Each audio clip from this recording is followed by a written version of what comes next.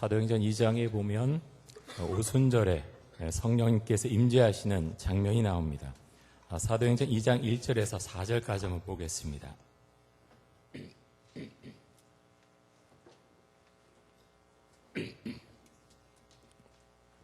제가 보겠습니다. 사도행전 2장 1절에서 4절까지 말씀해 보면 오순절 날이 이미 이름에 그들이 다 같이 한 곳에 모였더니 호련히 하늘로부터 급하고 강한 바람 같은 소리가 있어 그들이 앉은 온 집에 가득하며 마치 불의 혀처럼 갈라지는 것들이 그들에게 보여 각 사람 위에 하나씩 임하여 있더니 그들이 다 성령의 충만함을 받고 성령이 말하게 하심을 따라 다른 언어들로 말하기를 시작하니라.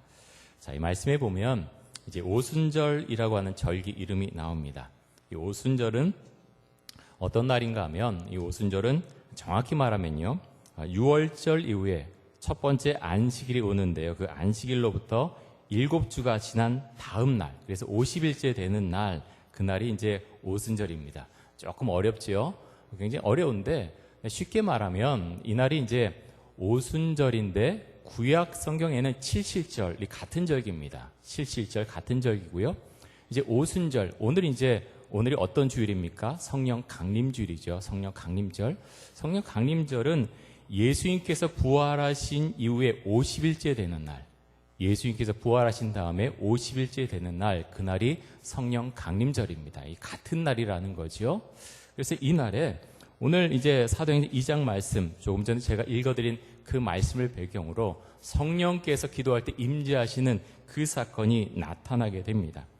오순절에 예수님 믿는 사람들이 모여서 기도할 때 성령께서 임재하셨는데 어떻게 성령이 임했습니까? 그게 이제 세 가지 모습이 2장 말씀에, 사도행전 2장 말씀에 나오는데요. 그들이 기도할 때 호련히 하늘로부터 급하고 강한 바람 같은 뭐가 있었지요? 소리가 있었다. 소리가 있었다라고 말씀하고 있고요. 또 마치 불의 혀처럼 갈라지는 것들이 그들에게 보였다 그랬습니다. 소리도 들렸고 보인 것도 있었지요. 그리고 다 성령 충만함을 받아서 다른 언어들로, 다른 나라 말로 말하기 시작했다, 이렇게 말씀하고 있습니다. 엄청난 역사가 일어난 거죠. 소리가 들리고 무엇인가 보고 그리고 다른 나라 말로 방언하기 시작했다고 하는 것입니다. 이것이 성령의 역사입니다. 그런데 여러분, 성령이 임했다는 것이 무엇입니까? 꼭 이렇게 무엇인가 듣고 보고 다른 나라 말을 방언할 때 성령이 임했다, 이렇게 말할 수 있습니까? 그렇게 국한시킬 수 없지요. 사도 바울은 고린도 교회가 이런 은사 문제 때문에 크게 다투고 있을 때 편지하면서 이렇게 말씀했습니다. 고린도전서 12장 7절에서 11절까지 보면 이렇게 말씀합니다. 각 사람에게 성령을 나타내심은 유익하게 하려 하심이라. 자, 유익하게 하려고 성령을 나타내셨다 말씀하시면서 8절부터 보면 어떤 사람에게는 성령으로 말미암아 지혜의 말씀을, 어떤 사람에게는 같은 성령을 따라 지식의 말씀을, 다른 사람에게는 같은 성령으로 믿음을, 어떤 사람에게는 한 성령으로 병 고치는 은사를, 어떤 사람에게는 능력 행함을, 어떤 사람에게는 예언함을, 어떤 사람에게는 영들 분별함을, 다른 사람에게는 각종 방언 말함을, 어떤 사람에게는 방언들 통역함을 주시나니. 자, 11절 같이 있습니다. 시작. 이 모든 일은 같은 한 성령이 행하사 그의 뜻대로 각 사람에게 나누어 주시는 것이니라. 자, 우리가 11절 말씀에 주목해서 봐야 됩니다. 이 모든 일, 이렇게 나타나는, 성령께서 주셔서 나타나는 여러 가지 능력 행함, 지식이 있고 지혜가 있고 방언을 말하고 영을 분별하는 이런 모든 것들은 한 성령이 행하사 그의 뜻대로 각 사람에게 나누어 주시는 것이니라, 이렇게 말씀하셨습니다. 자, 어떤 교파에 가면 그렇게 이야기하기도 하죠. 방언을 못 받으면 성령 못 받은 것입니다. 그렇게 단언해서 말하기도 합니다. 하지만 성경 말씀에 근거해서 보면 그것은 틀린 주장이죠. 그렇지 않습니다. 성령이 나타나는 것은 여러 다른 모양으로 나타난다고 하는 것입니다. 오늘 우리가 본문 말씀으로 구약 말씀을 우리가 함께 봤는데요. 열왕기하 2장 말씀, 이 말씀에 성령의 역사가 나타나는 그런 모습을 보게 됩니다. 성령님의 임재하심은 특별히 신약시대 강조되긴 하지만 구약시대에도 엘리야와 엘리사 시대에도 여전히 있었음을 우리가 분명히 알 수가 있습니다. 여러분, 엘리야가 어떤 선지자입니까? 엄청난 대단한 선지자지요. 그가 사역할 때 많은 일들이 일어났습니다. 중요한 사건 중에 하나는 그가 주로 북이스라엘의 아합 왕 때 북이스라엘에서 활약했던 그런 선지자인데요. 아합 왕을 찾아가죠. 아합 왕에게 그렇게 말하기를 뭐라고 하냐고 하면 이제 3년 동안 북이스라엘에 흉년이 있을 것입니다. 비가 오지 않을 것입니다. 그렇게 예언합니다. 엘리야 예언대로 비가 오지 않습니다. 3년이 다 지나갔을 때 엘리야 선지자는 갈멜산에서 바알과 아사라의 선지자 850명과 대결을 벌이지요. 그리고 그 대결에서 승리합니다. 바알과 아사라의 선지자 850명을 모두 죽입니다. 그렇게 힘이 있고 능력이 있었습니다.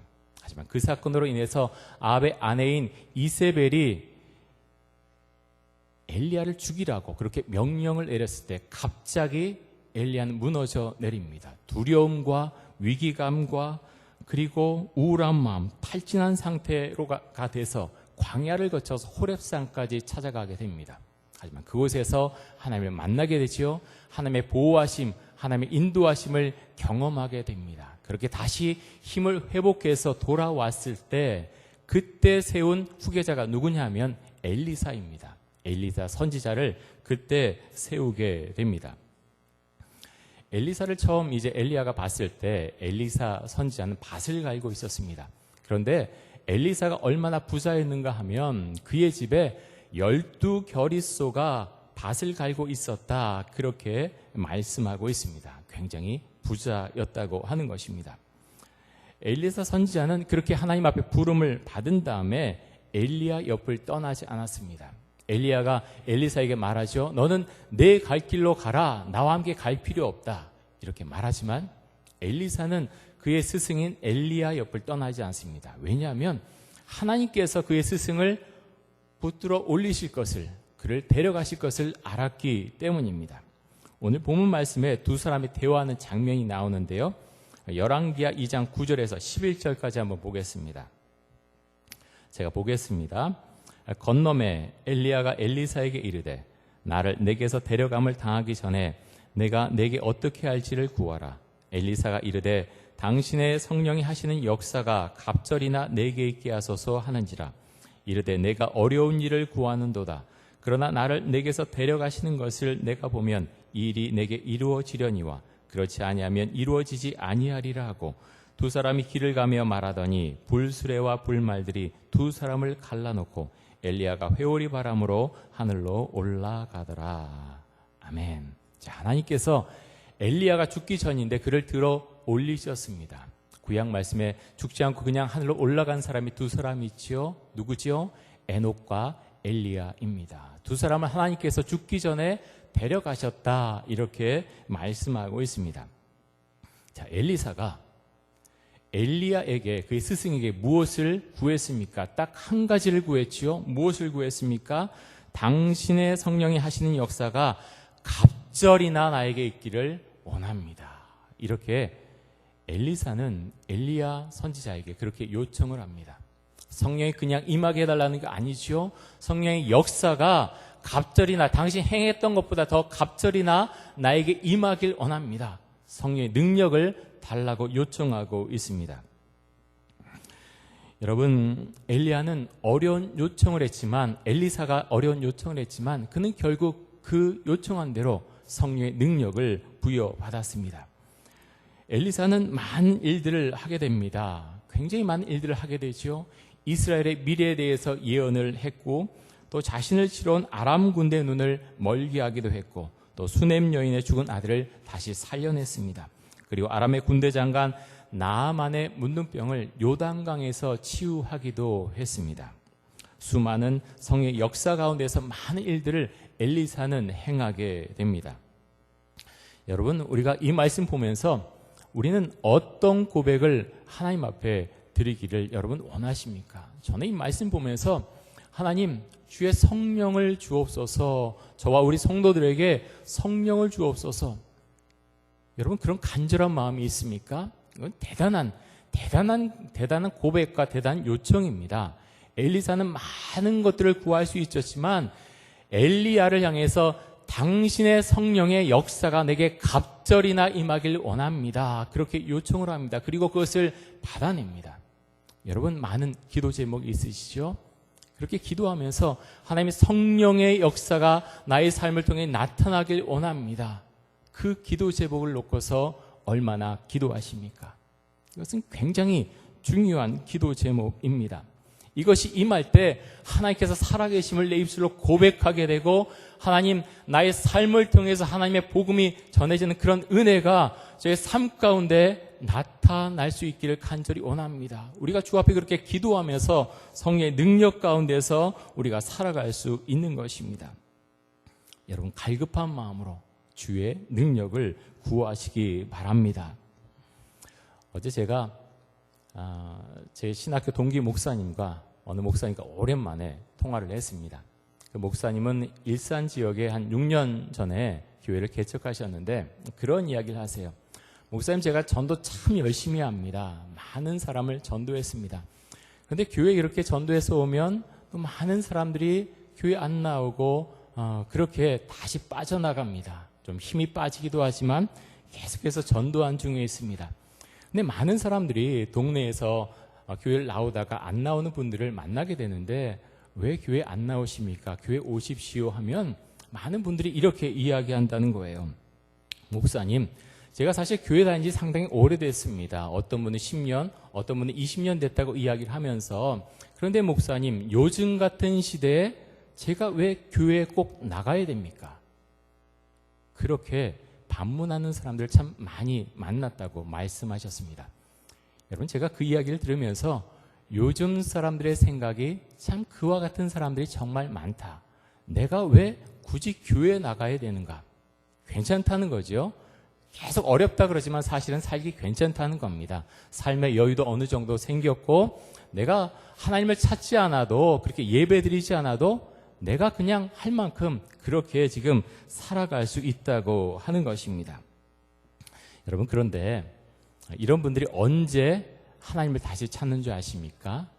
고난이 오면, 내가 감당하지 못할 고난이 오면 자기도 모르게 하나님을 찾습니다. 하나님 앞에 기도하게 됩니다. 다시 예배 자리를 찾으러 나갑니다. 예전에 어르신들이 종종 그런 이야기를 했습니다. 얘야, 매 맞기 전에 빨리 하나님께 돌아와라. 매 맞기 전에 돌아와라. 그런 이야기 많이 하셨죠. 저도 그런 이야기 많이 들으면서 자랐습니다. 그런데 제가 목회하면서 보면요, 그 말씀이 참 맞다는 생각을 하게 됩니다. 그것이 정말 맞다는 신앙 고백을 하게 됩니다. 하나님께서 치시기 전에 그렇게 교회 오는 것이 참 맞다라는 그런 고백을 하게 됩니다. 구약 성경에 보면 수많은 선지자들이 이스라엘 백성들을 향해서 이제는 하나님께로 돌아오라라고 그렇게 수없이 많이 외칩니다. 그렇게 외친 선지자 중에 한 명이 예레미야인데요. 그가 이렇게 말합니다. 예레미야 17장 13절과 14절에 보면 이렇게 말씀하고 있습니다. 우리 같이 한번 읽겠습니다. 말씀 읽습니다. 시작.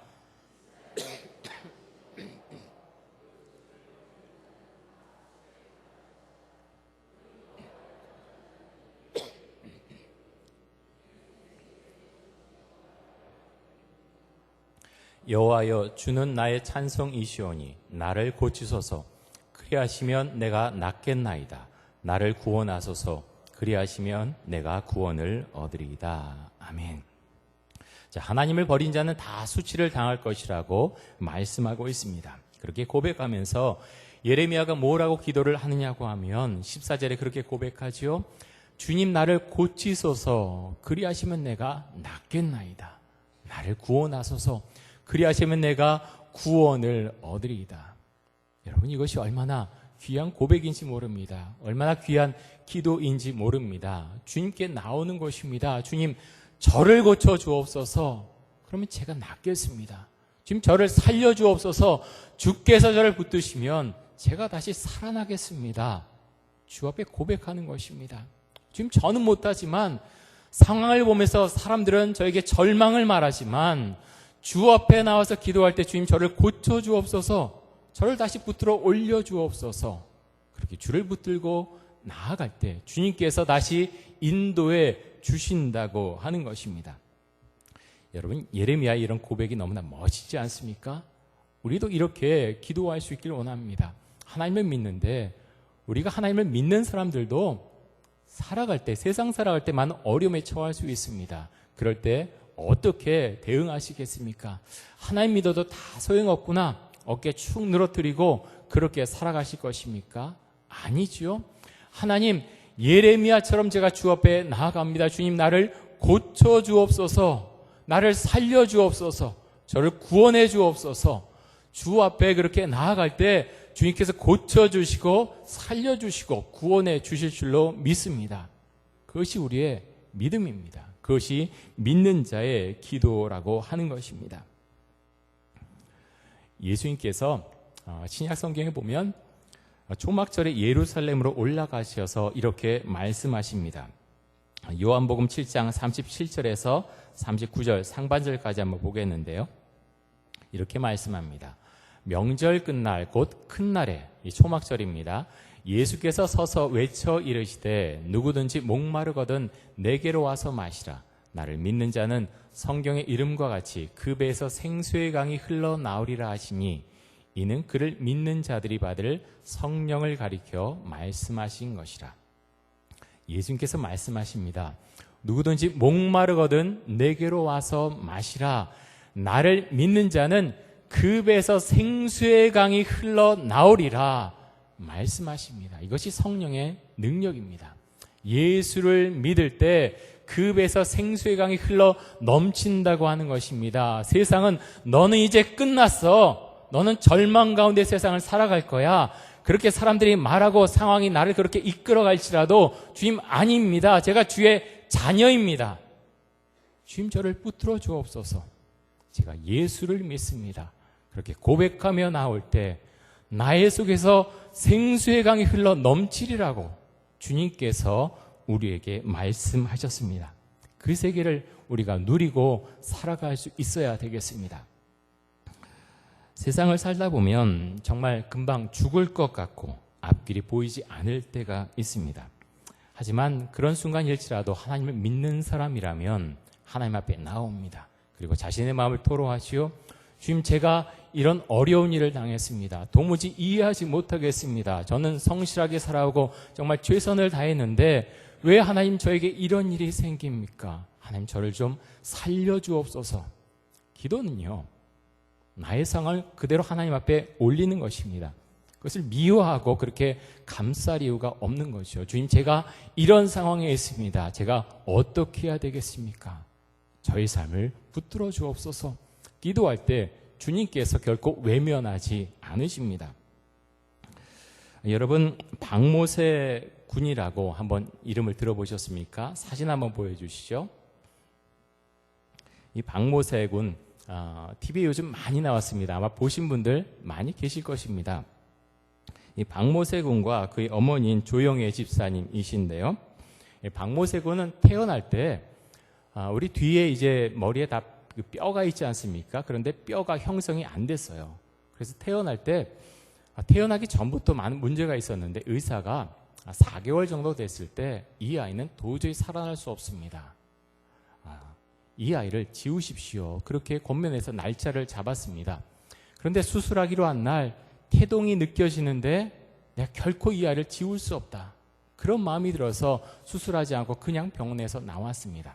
그리고 많은 어려운 가운데서 아이를 낳게 되었는데 이 아이가 어느 정도인가 하면 뇌에서 이제 대뇌 70%가 이 머리 밖으로 나왔습니다. 그리고 소뇌의 90%가 머리 밖으로 나왔습니다. 그래서 태어나지 3일 만에 그것을 절단하는 수술을 했습니다. 다시 말해서 뇌 속에 있어야 되는 것이 70%, 90%가 다 없어졌다는 거예요. 그리고 의사가 이런 이야기를 했습니다. 이 아이는 앞으로 보지도 못할 것이고 말하지도 못할 것이고 걷지도 못할 것이고 병이 너무 많아서 얼마 살지 못할 것입니다. 그렇게 이야기를 했습니다. 하지만 박모세 군은 4번의 뇌수술을 잘 견뎌냈고 또 2번의 다리 수술도 잘 견뎌냈습니다. 박모세 군은 지금 3살 정도의 지적 수준을 가지고 있다고 합니다. 그리고 귀도 한쪽밖에 들리지 않고 눈도 한 눈으로 보는데 그것도 별로 좋지 않다고 합니다. 그런데 하나님께서 놀랍게도 이 박모세 군에게 찬양의 은사를 주셨습니다. 얼마나 잘 부른지 모릅니다. 아마 들으신 분은 아시겠지만 이 박모세 군은 2013년 평창 동계 스페셜 올림픽에서 애국가를 부르기도 했습니다. 박모세 군의 어머니 조영애 집사님은 한때 하나님을 많이 원망했다고 합니다. 하나님, 이렇게 아이가 아프면 경제적으로라도 좀 평안케 해주셔서 아이를 잘 돌봐야 되는데 하나님, 이게 뭡니까? 남편의 사업이 망하고 너무나 어려운 순간 가운데 있었습니다. 살기 위해서 밤에는 목욕탕 청소를 했고 새벽에는 우유 배달을 했고 그리고 낮에는 자판기 관리를 했습니다. 마음이 참담했고 비참했습니다. 근데 하나님께서 너의 마음을 바꿔라 하는 마음을 주셔서 마음을 바꿔나가기 시작했습니다. 그렇게 생각했습니다. 목욕탕 청소할 때 다른 사람들은 돈 내면서 목욕하는데 나는 돈 안 내고 매일 이렇게 사우나 하지 않나. 하나님 감사합니다. 그렇게 고백했다는 거예요. 현실에 대해서 부정하지 않고 주신 것에 대해서 하나님 다 감사합니다. 그렇게 고백하며 살아가기 시작하셨습니다. 저는 이 박모세 군 그리고 그 어머님의 그런 이야기를 제가 읽고 또 들으면서 하나님께서 이 어머니의 마음 가운데 성령을 부어주셨다, 그렇게 생각을 했습니다. 성령의 인도하심이 아니면 그렇게 어려운 가운데서 아이가 그렇게 밝게 자랄 수가 없습니다. 날마다 찬양해 주었고 날마다 기도하고 말씀으로 그를 양육했다고 하는 것입니다. 여러분, 어떻게 요즘 살고 계십니까? 많은 분들이 참 힘들다고 말씀합니다. 경제도 계속해서 나아질 기미가 보이지 않습니다. 그리스도를 믿고 살아가지만 참 잘 살고 싶지만 그것이 쉽지 않습니다. 세상은 우리에게 참 좋은 것들만 주지는 않습니다. 그렇게 힘들고 어려울 때 여러분 어떻게 하십니까? 하나님 앞에 이 박모세 군의 어머니처럼 그렇게 나오십시오. 주 앞에 기도하고 주님께서 나와 함께 계심을 믿습니다. 그렇게 우리가 고백할 수 있기를 원합니다.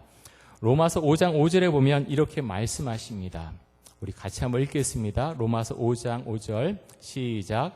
소망이 우리를 부끄럽게 하지 아니함은 우리에게 주신 성령으로 말미암아 하나님의 사랑이 우리 마음에 부은 바 됨이니. 아멘. 자, 소망이 우리를 부끄럽게 하지 않는다 그랬습니다. 하나님께서 우리에게 주신 소망, 그것이 우리에게 사라지지 않는다, 그것을 말씀하고 있는 것입니다. 그리고 하나님의 사랑이 우리 마음에 부은 바 되었다라고 말씀하시는데 여러분, 어떻게 해서 하나님의 사랑이 우리 마음에 부은 바 되었습니까? 성령으로 말미암아 하나님의 사랑이 우리 마음에 부은 바 되었다, 이렇게 말씀합니다. 저는 이 구절이 얼마나 은혜롭고 좋은지 모르겠습니다. 하나님께서 우리에게 소망 주시는데 그 소망은 사라지지 않는다는 거예요. 그런데 우리 마음에 하나님의 사랑이 부은 바 되었는데 그 사랑은 성령으로 말미암아서 우리 마음속에 부은 바 되었다, 이렇게 말씀하고 있습니다. 여러분, 그렇다면 우리가 성령 충만한 가운데 있어야 되겠습니다. 그렇게 할 때 하나님의 사랑이 우리 마음에 부은 바 되기 때문입니다. 박모세 군이나 박모세 군의 어머니 조영애 집사님 10년 가운데 하나님의 사랑이 부어졌습니다. 어떻게 그것이 부어졌습니까? 성령님께서 마음 가운데 부어주셨습니다. 어떤 사람은 박모세 군이나 그 어머니보다 훨씬 좋은 상황 가운데 있지만 그의 상황을 비관하고 비참하다고 생각하고 어둠 가운데서 참 힘들게 세상을 살아갑니다. 하지만 여러분, 조영애 집사님, 이 박모세 군의 어머니는 결코 그런 상황을 선택하지 않았습니다. 하나님께서 나의 삶 가운데 은혜를 주실 거야 믿음을 가지고 그의 삶을 선택했고 하나님께 주시는 사랑과 은혜의 삶을 선택하며 살아갔다고 하는 것입니다. 여러분, 우리 또한 이렇게 살아가야 하지 않겠습니까? 말씀을 한 가지 더 보고 말씀을 마치도록 하겠습니다. 에베소서 6장 17절 말씀입니다. 우리 같이 한번 읽습니다. 시작. 구원의 투구와 성령의 검, 곧 하나님의 말씀을 가지라. 자, 성령의 검이 뭐라고 하셨습니까? 하나님의 말씀입니다. 하나님의 말씀. 여러분 기억하십시오. 성령의 검은 하나님의 말씀입니다. 그래서 성령 충만하길 정말 원하십니까? 그러면 기도하십시오. 하지만 기도만 해서는 안 됩니다. 무엇이 있어야 됩니까? 하나님의 말씀이 있어야 됩니다. 필사적으로 붙드는 것입니다. 여러분 중에 혹시 글을 모르는 분이 계십니까? 나는 글을 모르니까 할 수 없어. 아니에요. 요즘 들을 수 있습니다. 많은 것들이 녹음되어 있습니다. 필요하시면 말씀하십시오. 저희들이 구해드리겠습니다. 말씀을 들으십시오. 말씀을 읽으십시오. 읽고 또 읽고 그 말씀이 나에게 무엇을 말씀하시는가 깨달으십시오. 그리고 그 말씀에 순종하십시오. 그렇게 기도하며 말씀 가운데 깨우쳐가며 말씀에 순종할 때 우리가 성령 충만한 가운데 살아갈 수 있고 성령께서 부어주시는 것을 우리가 경험하면서 이 세상을 살아갈 수 있을 것입니다. 여러분, 특별히 우리 이천운동교회에 모인 모든 성도님들은 이 성령의 역사 가운데서 한 분도 옆으로 비껴나는 분이 없으시기를 주의 이름으로 축원을 드립니다. 하나님의 은혜 가운데 날마다 성령의 역사 가운데 살아가는 우리 모든 성도님들 또 모든 가정들 되시기 바랍니다. 우리 함께 기도하겠습니다. 함께 동성으로 기도할 때 하나님 아버지 성령 충만하게 하여 주옵소서.